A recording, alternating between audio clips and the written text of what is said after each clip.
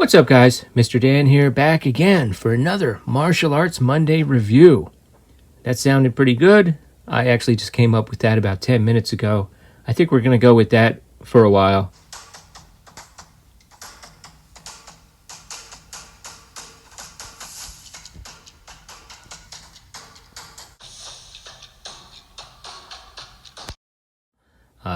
As you know, for my physical media Fridays, I've been picking up a lot of martial arts film. So we're talking Shaw Scope, Shaw Brothers, Arrow films, independent films, a lot of classics that I grew up on, that I kind of hunted down, and some films like this that are highly influential that I've somehow never got to see, or it flew under my radar. So today's review will be for Hand of Death.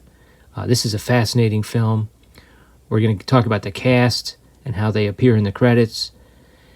And I'll try not to flub the names. And then we're going to talk about the plot, which is really kind of a basic plot, well executed. And then just a little bit about John Woo himself. Yes, this is a John Woo film. Pretty amazing. I mean, I just did an out-of-the-theater reaction for Silent Night a couple months ago. I mean, this guy's still going, and still going strong. My backstory with John Woo is, I think a friend introduced me to the movie The Killer on VHS, and then subsequently Hard Boiled and A Better Tomorrow, and eventually I would work in a video store, and whatever he directed we would watch. And then one day we got this film, which I got from Criterion a while back, The Last Hurrah for Chivalry. And I was blown away. I was like, what? You mean John Woo wasn't created out of the ether to direct The Killer? He had a career before that? It just never occurred to me. And directing with his flair for choreography in what they call the heroic bloodshed films, directing a martial arts film with lots of swordplay. So needless to say, we threw that on and we watched it in a loop pretty much. And then I took it home and we watched it at home a bunch of times, me and my kids, and we loved it. It's really a solid film. So it's surprising. It never occurred to me, like, hey, what other films did he direct early in his career? So I've learned a heck of a lot from this excellent Arrow edition that has great special features, very nice booklet with a nice essay about John Woo, A Steady Hand, John Woo's Origins in Kung Fu by William Blake, and from the special features, the commentary that Michael Wirth does with Frank Jang, I believe his name is, and some of the interviews. They interviewed a lot of actors about John Woo, including people like Chow Yun-fat, who doesn't appear in this, but who has insight into John Woo, the man, having worked with him. Sammo Hung, there's an interview with Sammo Hung. Really fascinating stuff. The star of this is Dorian Tan Tao Leong. Actually, let's get into that. And there is an interview with him by Michael Wirth, who's actually a really cool guy, because he actually, he's an actor and a martial artist, and he actually tracked down a lot of the people that he saw in the movies and trained with them, and then interviewed them. So, I mean, that's a fan right there. So he interviews Dorian Tan Tao Leong in a martial arts studio, it appears, and it's on like consumer-grade equipment. So the sound is not great, but, props to him for tracking these guys down and doing that. And it's pretty fascinating. So he was a guy that was mostly a Taekwondo instructor who apparently at one time even instructed the CIA in martial arts in Taiwan for a time. And then he made some films. He kind of went right into the lead roles, unlike a lot of these guys who had to make their bones as stunt performers and in small roles first.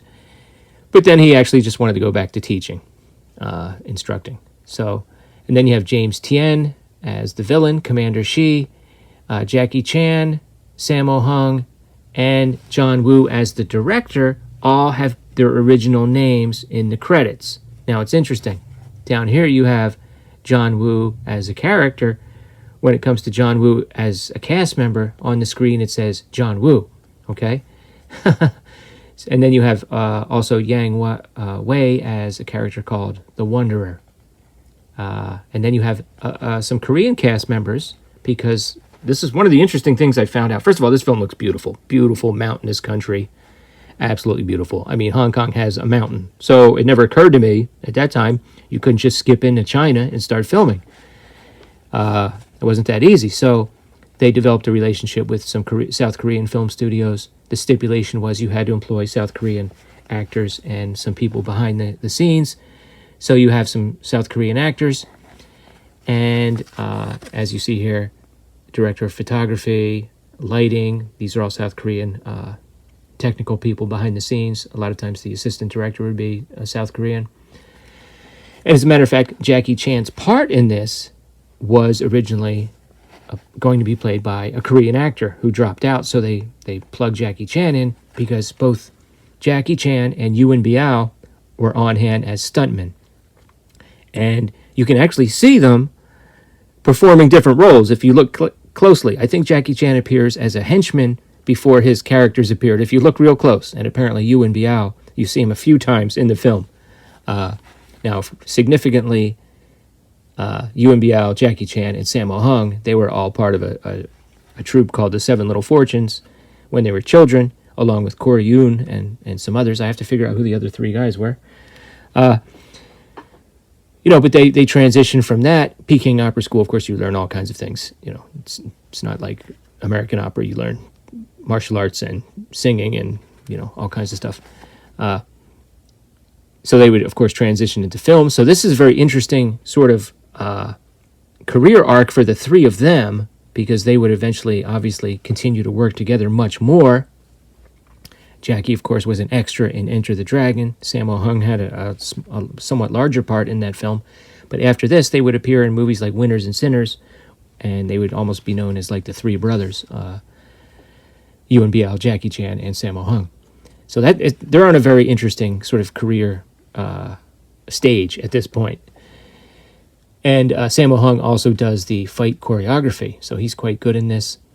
And also, let me just mention, also Carter Wong is apparently in here somewhere. I didn't see him. I was looking for him. I just couldn't find him.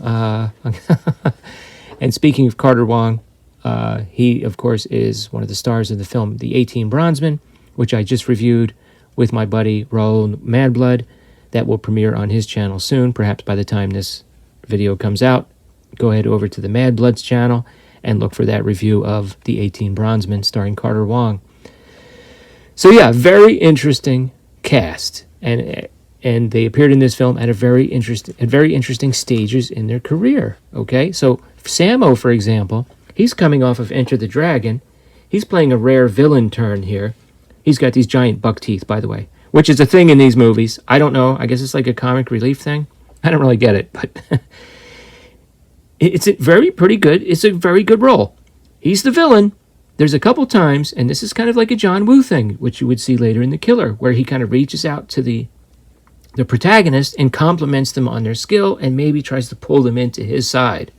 So you really see some themes that John Woo would explore in his later movies in this film. And it's also kind of funny, they pointed this out in the commentary. There's a couple times where he does a few moves, and he's doing like a Bruce Lee. He pulls the Bruce Lee face, and it's just really funny to see Sammo doing that. So Sammo is one of the 8 bodyguards that the bad guy has, the bad guy played by James Tien, who's appropriately evil. He was a high-level Shaolin priest, I suppose, who defected to the Manchus, and Dorian Tan's character has to go on sort of a mission of vengeance.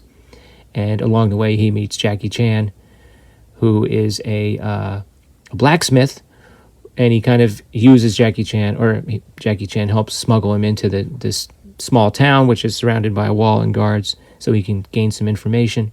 And it's a very interesting role for Jackie Chan, because it's kind of a serious role. There's a few little funny bits, but it's not like jokey. And acting-wise, he does a really good job in this, to be honest with you.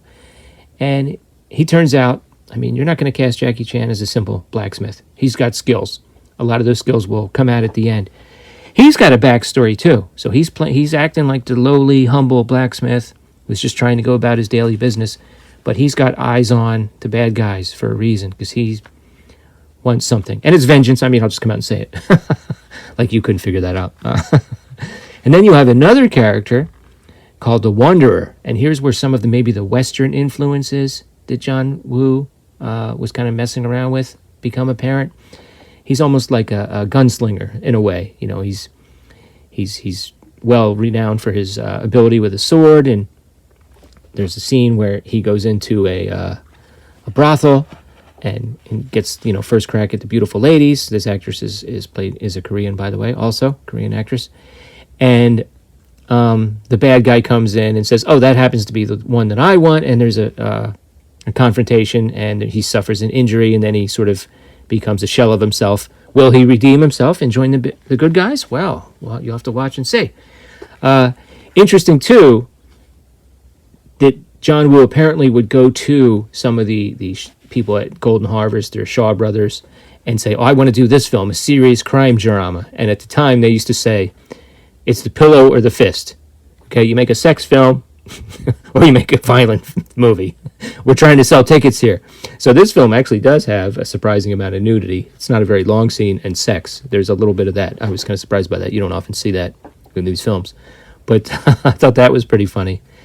And the booklet also confirms that it doesn't take a genius. I'm not really patting myself on the back here, but I kind of figured that John Woo was a big fan of Jean-Pierre Melville and the film Les Samurai. I mean, anyone that watches both of those films, The Killer and Les Samurai, I mean, you can figure that out. So that was also very apparent.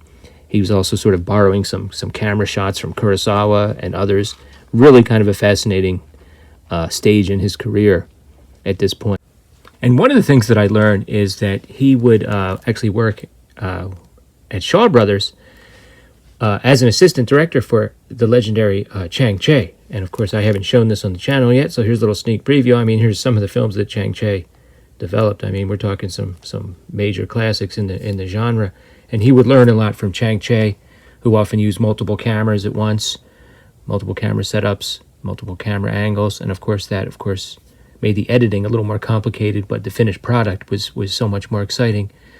So he also, got a lot of editing experience out of that. So all in all, a really solid film, a very fun film to watch. Some really good action scenes, good fight sequences, some interesting weapons. Jackie Chan as the blacksmith actually makes a special weapon for the Dorian Tan character. And you've got some really good scenes. The bad guy eventually pulls out this thing. It's like half sword, half spear, but not like a full-length spear. And he kind of, I don't know how they did it, but it like spins around on his hand. They might have had some kind of device there or something, but you couldn't see it. There's also a scene where someone gets, I think, speared off of a horse. And they must have had some kind of harness, but again, I didn't see any wires. So really well-executed fight scenes. Really good stuff. The ending fight especially is very solid. Great choreography by Sammo Hung and great moves by everybody involved, really. So go ahead and check this out. Let me know if you guys have seen this or heard of it, or if you're interested in this. Once again, this Arrow edition is the way to go. There's so much packed in here. A real learning experience, totally. And what are you guys interested in me reviewing next? Let me know in the comments below. And I'll see you right here next Monday for Martial Arts Monday. And we have Physical Media Fridays, and I'll have other reviews and live streams in between. So come back again soon. Thanks.